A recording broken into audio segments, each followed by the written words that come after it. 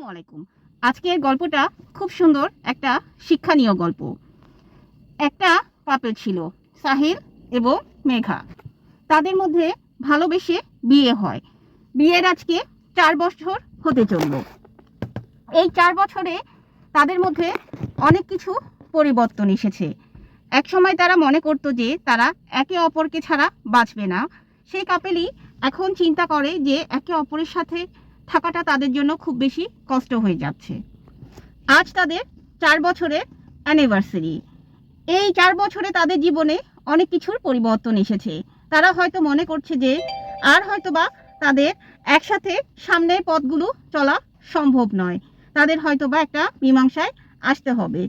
কিন্তু আজকে সকাল থেকে মেঘার হঠাৎ করে কেন জানি মনে হচ্ছে যে তাদের মধ্যে যে ঝগড়াঝাটি, তাদের সম্পর্কগুলো হয়তোবা আজকে ঠিক হয়ে যাবে।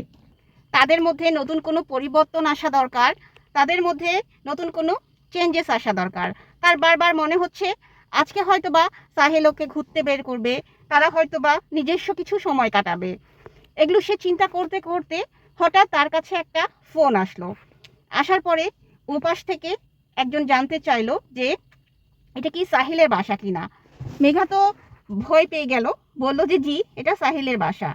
তখন ওই পাশ থেকে বলে উঠল, আমরা দুঃখিত, আপনার এই নাম্বারটি আমরা এই একজনের মানিব্যাগ থেকে পেয়েছি, যেখানে আপনার নাম্বারটি লেখা ছিল, এবং অত্যন্ত দুঃখের সাথে বলতে হচ্ছে যে আপনার হাজবেন্ড উনি আর জীবিত নেই।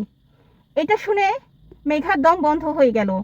সে কাঁদতে লাগলো এবং বারবার বলতে লাগলো, সাহিল তুমি একটা বার ফিরে আসো, আমার তো তোমাকে বলার অনেক কিছু ছিল। আমি তো এভাবে চাইনি, আমি তো চেয়েছিলাম আজকে আমাদের আবার নতুন করে জীবনটা শুরু হোক, যেমনটা আগের মতন।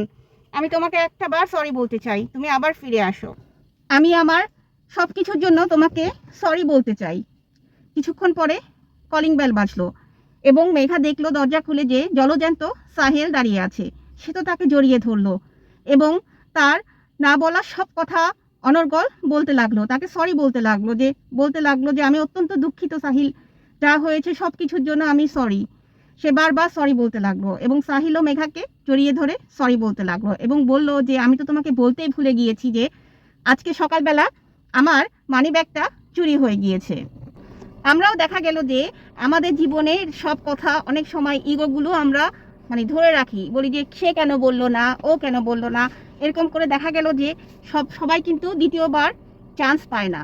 মেঘা এবং সাহিলের জীবনে দ্বিতীয়বার চান্স পেয়েছে, এর অর্থ এ নয় যে সবাই চান্স পাবে, সবাই কিন্তু দ্বিতীয়বার চান্স নাও পেতে পারে। এজন্য আমাদের উচিত আমাদের প্রিয় মানুষটার সাথে ঝগড়াঝাটি যখনই সম্ভব একদম ভুলে যাওয়া, একে অপরকে ক্ষমা করে দেওয়া। ক্ষমা অনেক বড় একটা জিনিস, যে ক্ষমা করতে পারে সে সব সময় সুখে থাকতে পারে এবং অবশ্যই সেটা দুই পক্ষ থেকেই হওয়া উচিত। ধন্যবাদ।